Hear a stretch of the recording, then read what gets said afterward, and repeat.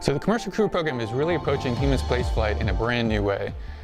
For years and decades, we've been approaching it as a government managed, government-owned processes to set up systems to meet the government's needs.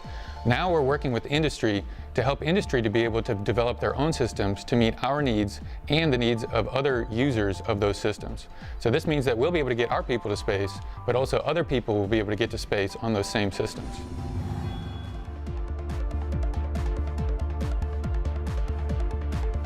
Well, so for the last few years, NASA has been investing in industry to develop the capabilities for companies to be able to, with their own systems, take people to low Earth orbit.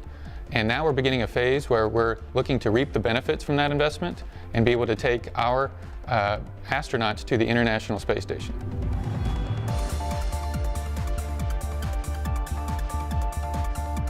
There's a lot of exciting research being done on the International Space Station.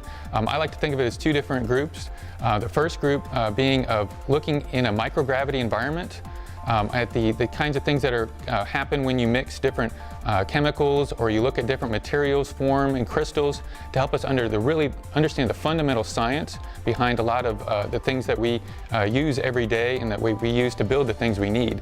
And by that fundamental science, it'll help us to make new medicines, be able to help make new materials, to help make lighter products or stronger things that we can use in airplanes, cell phones, anything. And the other group of the things we're doing on the space station is related to getting ready to explore beyond low Earth orbit. It's studying the effects of microgravity on our astronauts, and also trying out new technologies that we can use for years in space before we venture all the way to Mars or something like that.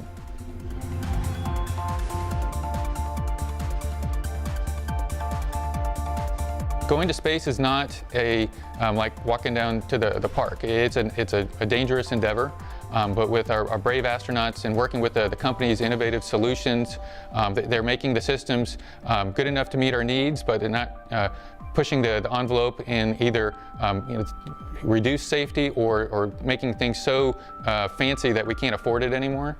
So the balance that we're striking right now gives us a lot of confidence that we'll be able to make this work.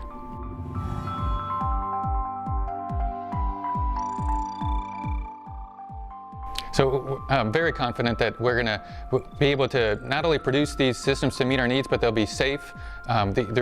We've worked to come up with our safety requirements to help set what it is we need in terms of safety, and we're allowing industry to address those needs in whatever ways that they can come up with. So we're unleashing the American ingenuity to come up with the right ways to meet those safety requirements.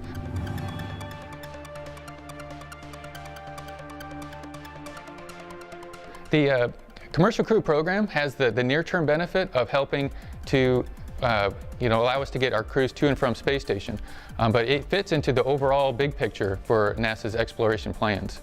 By allowing industry to take the lead on a lot of the getting cargo and crew to and from low Earth orbit, it's going to allow NASA to be able to push beyond low Earth orbit and to accomplish exploration objectives, whether it's to the Moon, asteroids, Mars, and with industry helping to shoulder the burden and take advantage of a lot of the work that NASA and industry has done to date in low Earth orbit.